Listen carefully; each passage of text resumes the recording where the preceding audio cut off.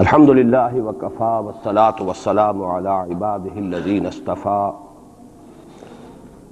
خصوصا علی افضلهم وخاتم النبیین محمد الامین وعلی آلہ وصحبہ اجمعین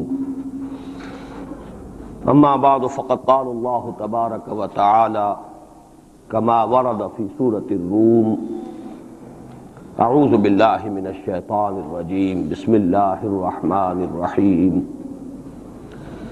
الف لام میم غلبت الروم في ادنى الارض وهم من بعد غلبهم سيغلبون في بضع سنين لله الامر من قبل ومن بعد ويومئذ يفرح المؤمنون بنصر الله ينصر من يشاء وهو العزيز الرحيم وعد الله لا يخلف الله وعده ولكن اکثر الناس لا يعلمون صدق الله العظيم رب اشرح لي صدري ويسر لي امري واحلل عقدة من لساني يفقهوا قولي اللهم ربنا الهمنا رشدنا واعذنا من شرور انفسنا اللهم ارنا الحق حقا وارزقنا اتباعه وارنا الباطل باطلا وارزقنا اجتنابه اللهم نور قلوبنا بالایمان واشرح صدورنا للاسلام ووفقنا لما تحب وترضى آمین یا رب العالمین۔ یہ کہنے کی ضرورت نہیں ہے کہ قرآن حکیم کوئی تاریخ کی کتاب نہیں ہے، یہ کتاب ہدایت ہے۔ اس کا اصل موضوع ہے انسان کی رہنمائی۔ اس رہنمائی میں ذہنی اور فکری رہنمائی بھی شامل ہے، عملی رہنمائی بھی شامل ہے۔ پھر عملی رہنمائی میں انفرادی سطح پر بھی، اجتماعی سطح پر بھی، لیکن یہ مختلف گوشے ہیں ہدایت کے، رہنمائی کے۔ باقی جتنے علوم ہیں وہ چاہے وہ فزیکل سائنسز کا دائرہ ہو اور چاہے سوشل سائنسز کا دائرہ ہو۔ سوشل سائنسز کا ظاہر بات ہے کہ معاملہ زیر بحث آیا ہے، اس لیے کہ اس کا تعلق انسان کی عملی زندگی سے ہے، معاشیات ہیں، سیاسیات ہیں، معاشرتی مسائل ہیں، تو یہ تو ہدایت کے موضوعات ہیں اور انہی سے پھر سوشل سائنسز میں بحث ہوتی ہے۔ جہاں تک فزیکل سائنسز کا تعلق ہے وہ بنیادی طور پر قرآن کا موضوع نہیں ہے، لیکن کہیں کہیں فینومینا آف دی نیچر کا جو حوالہ آیا ہے تو ظاہر بات ہے کہ وہ حوالہ غلط تو نہیں ہو سکتا، اللہ کا کلام ہے۔ بہرحال اس وقت کہنے کی بات یہ ہے کہ قرآن مجید کتاب ہدایت ہے، یہ تاریخ کی کتاب نہیں ہے۔ یہاں تک کہ انبیاء اور رسل اور ان کی قوموں کے جو حالات قرآن میں بیان ہوئے ہیں، کہا جا سکتا ہے یہ تاریخ ہے۔ حضرت نوح علیہ السلام، حضرت ہود علیہ السلام، حضرت ابراہیم علیہ السلام، ان کے حالات و واقعات یقیناً تاریخ کا جز ہیں۔ لیکن یہ نوٹ کیجئے کہ قرآن حکیم میں ایک تو یہ کہ بہت سے انبیاء اور رسل کے واقعات کا تذکرہ بار بار آیا ہے، تکرار کے ساتھ، اعادے کے ساتھ، اگرچہ اس میں تکرار محض نہیں ہے، سیاق و سباق کا فرق ہوتا ہے کہ کس جگہ پر کیا مسئلہ زیر بحث ہے، تو مختلف جو انبیاء اور رسولوں کی تاریخ ہے ان کے بھی اس پہلو کو وہاں لے آیا جائے گا جو خاص اس سیاق و سباق سے متعلق ہو۔ لیکن دوسری بات یہ کہ وہ بھی تاریخی ترتیب کے ساتھ قرآن میں بیان نہیں ہوئے۔ اس کے لیے ہمیں تورات جو ہے وہ مدد دیتی ہے کہ تورات میں جو بھی تاریخ آئی ہے انبیاء کی وہ ایک ترتیب کے ساتھ آئی ہے، تاریخی اس کے اندر ترتیب موجود ہے۔ قرآن مجید میں وہ تاریخی ترتیب نہیں ہے۔ اس کے علاوہ جس وقت قرآن نازل ہوا، یہ اب آج سے 1400 برس سے زائد کا عرصہ ہو گیا ہے، اس لیے کہ اب 1400 برس تو حضور صلی اللہ علیہ وسلم کے انتقال پر بھی اس سے زیادہ عرصہ گزر چکا ہے، اور اس سے تقریباً 22-23 برس قبل قرآن نازل ہونا شروع ہوا۔ اس کی جو کنٹمپریری ہسٹری ہے اس دور کی، اس کا بھی ریفرنس قرآن میں نہیں ہے، سوائے ایک مقام کے جس کی میں نے یہ آیات ابھی تلاوت کی۔ تو یہ میں نے تمہید اصل میں اس اعتبار سے کہ سورہ روم اس کی یہ ابتدائی 6 آیات جو ہیں یہ ایک استثناء ہے کہ اس میں قرآن کا جو زمانہ نزول ہے اس کا ایک تاریخی اہم واقعہ ہے جس کی طرف ریفرنس ہے، اور یہ ریفرنس ایک پیشین گوئی کی صورت میں ہے۔ تو میں ان دونوں چیزوں کی قدر وضاحت کروں گا، اور اس لیے کہ اس وقت کے جو حالات ہمارے ہیں انڈین سب کانٹیننٹ کے، بر عظیم پاک و ہند، اس میں ایک مشابہت ہے ان حالات کے ساتھ۔ میری آج کی گفتگو کا عنوان آپ کو معلوم ہے کہ بابری مسجد کی شہادت اور اب بر صغیر پاک و ہند میں اسلام اور مسلمانوں کا مستقبل کیا ہے، اس کے حوالے سے گفتگو کرنی ہے۔ میرا اب تک کا تجربہ یہ ہے کہ جب بھی میں نے کسی بھی اپنے زمانے کے حالات کے بارے میں غور کرنا شروع کیا اور مجھے تلاش ہوتی ہے کہ کہیں کوئی حوالہ، کوئی مشابہت کسی درجے میں، اس لیے کہ ایک مقام پر قرآن مجید میں آیا فیہ ذکرکم، اس میں تمہارا ذکر موجود ہے۔ اب اگرچہ اس کی تعبیرات مختلف ہیں، تمہارے حصے کا ذکر، تمہارے حصے کی نصیحت، لیکن ذکر کا ایک مفہوم وہ بھی ہے کہ تمہارا ذکر ہے۔ اور ایک حدیث نبوی میں بڑی وضاحت کے ساتھ ہے، بڑی وہ عظیم حدیث ہے، حضرت علی رضی اللہ تعالیٰ عنہ سے مروی ہے۔ قرآن مجید کی عظمت کے بیان میں سمجھتا ہوں کہ جامع ترین حدیث وہی ہے۔ حضرت علی فرماتے ہیں کہ حضور نے ارشاد فرمایا انہا ستکون فتنۃ، ان قریب ایک بہت بڑا فتنہ رونما ہوگا۔ تو حضرت علی فرماتے ہیں کہ اس پر میں نے سوال کیا، قلت مل مخرج منہا یا رسول اللہ، اے اللہ کے رسول یہ بتائیے کہ اس فتنے سے نکلنے کا راستہ کون سا ہوگا۔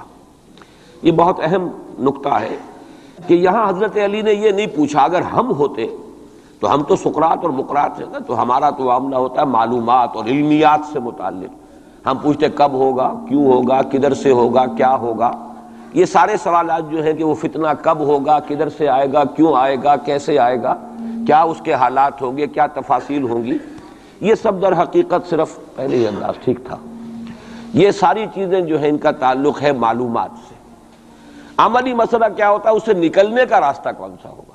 لہٰذا حضرت علی نے یہ نہیں پوچھا فتنہ کب ہوگا، کدھر سے ہوگا، کیوں ہوگا، کیسے ہوگا، بلکہ جو عملی اعتبار سے اہم سوال تھا مل مخرج منہا یا رسول اللہ، اے اللہ کے رسول یہ بتائیے اس سے نکلنے کا راستہ کون سا ہوگا۔ مخرج آپ دیکھتے ہوں گے آج کل ہوائی جہازوں میں بھی لکھا ہوتا ہے، ایگزٹ جو ہوتا ہے، ایمرجنسی ایگزٹ، مخرج، نکلنے کا راستہ۔ تو حضور نے فرمایا کتاب اللہ، اس فتنے سے نکلنے کا راستہ اللہ کی کتاب ہے۔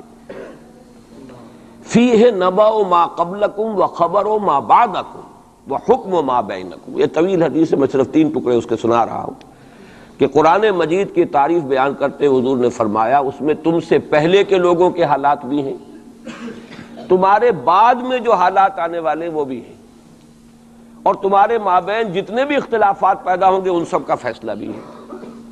فیہ نبأ ما قبلکم وخبر ما بعدکم وحکم ما بینکم۔ یہ کیا ہو کر دیتے ہو، ٹھیک ٹھاک تھا معاملہ۔ تو یہ نوٹ کر لیجئے کہ اس حوالے سے میرا تجربہ یہ رہا ہے کہ جب بھی کبھی میں کسی وقتی موضوع پر غور کرتا ہوں تو مجھے کہیں نہ کہیں، آج تک ایسا نہیں ہوا ہے کہ مجھے قرآن مجید کے کسی مقام سے اس میں کوئی رہنمائی نہ ملی ہو، چاہے وہ ایک یوں کہیے کہ ضمنی انداز میں بات ہوتی ہے، جزوی ہوتی ہے، ایگزیکٹلی تو وہ حالات آج نہیں ہے، 1400 برس کا فصل ہے، لیکن یہ مقام اصل میں مجھے محسوس ہوا کہ اس کی ہماری اس وقت کی جو صورتحال ہے بر عظیم پاک و ہند کی، اس کے حوالے سے اس میں بڑی مشابہت موجود ہے۔ تو سب سے پہلے میں چاہتا ہوں کہ ان آیات کا ترجمہ اور یہ کہ اس وقت جو حالات تھے کہ جن میں یہ آیات نازل ہوئیں ان کا ایک آپ کے سامنے تصور آ جائے۔ الف لام میم، یہ تو حروف مقطعات ہیں، 4 مکی صورتوں کے شروع میں آئے ہیں، 2 مدنی صورتوں کے۔ سورہ بقرہ الف لام میم سے شروع ہوتی ہے، سورہ آل عمران یہ مدنیات ہیں۔ مکیات سورہ عنکبوت، سورۃ الروم جس کی یہ ابتدائی آیات ہیں، پھر سورہ لقمان، پھر سورہ سجدہ۔ تو یہ 6 آیتیں جو ہے سورہ روم کی، الف لام میم غلبت الروم فی ادنی الارض، مغلوب ہو گئے رومی قریب کی سرزمین میں، ادنا قریب کا، دنا کہتے ہیں قریب کھونے کو، رومی مغلوب ہو گئے قریب کی سرزمین میں۔ اب اس کی تھوڑی سی وضاحت ضروری ہے، اور یہ تھوڑا سا جغرافیے کا نقشہ ذہن میں لے آئیے۔ جزیرہ نما عرب جو ہے وہ آپ کو معلوم ہے، اس کے جنوب میں اور دونوں طرف سمندر ہے، ادھر بحر احمر ہے مغرب میں، مشرق میں خلیج فارس یا خلیج عربی جو بھی اس کو کہیں، جنوب میں بحر ہند ہے، بحر عرب ہے۔ اوپر جا کر ایک تکون بنتی ہے، وہ تکون یہ ہے کہ ادھر سے اگر بحر احمر کی جو بحر احمر ہے، ریڈ سی، اس کی خلیج عقبہ کی سیدھی لکیر کھینچ دیں اوپر، اور ادھر سے خلیج فارس کی سیدھی لائن کھینچ دیں تو اوپر جا کر یہ ایک جگہ مل جائیں گے اور یہ ایک ٹرائنگل وجود میں آئے گی. بیس نیچے ہے جنوب میں جو جزیرہ نما عرب کا عربین پیننسولا کا بیس ہے. یہ جو اوپر کی تکون بنتی ہے اس میں جزیرہ نما عرب سے باہر، یہ بھی عرب ملک ہے. اس کے نام کیا ہے؟ عراق عرب، شام عرب.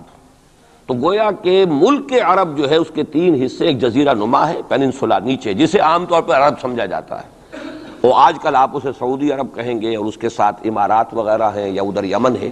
یہ جو ممالک ہیں یہ مل کر بنتے ہیں یہ جزیرہ نما، یہ ہے پیننسولا، عربین پیننسولا. اس کے اوپر عراق عرب، یہ بھی عرب قوم ہے، عرب علاقہ ہے، عرب زبان اس کی اب شروع سے چلی آ رہی ہے.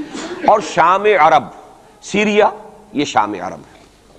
اب اس سے داہنی طرف یا مشرق کی طرف ایران، اور شام کے مغرب کی طرف تو خیر میڈیٹرینین آ جاتا ہے، لیکن ذرا سا اوپر جائیں تو وہ ترکی ہے، روم، پرانا روم. اور آپ کو معلوم ہے کہ جب حضور کی بعثت ہوئی ہے تو اس سے پہلے کم و بیش 700-800 برس سے یہ 2 عظیم مملکتیں چلی آ رہی تھیں، سلطنت روما اور سلطنت ایران. ان دونوں کا مقابلہ رہتا تھا. یوں سمجھئے کہ تاریخ جھولا جھولتی تھی، کبھی ایرانی آگے بڑھتے تھے یہ مکے شہر میں، اور شمال میں یہ جو کشمکش تھی تاریخ جھولا جھول رہی تھی. اس میں ایسا ہوا ہے کہ سن 614 میں ایک بڑی ہی زبردست شکست دی ہے رومیوں نے ایرانیوں کو. یہ تاریخ کی بدترین شکستوں میں سے ہے جو رومیوں کے ہاتھوں، جو رومیوں کی ہوئی ہے ایرانیوں کے ہاتھوں.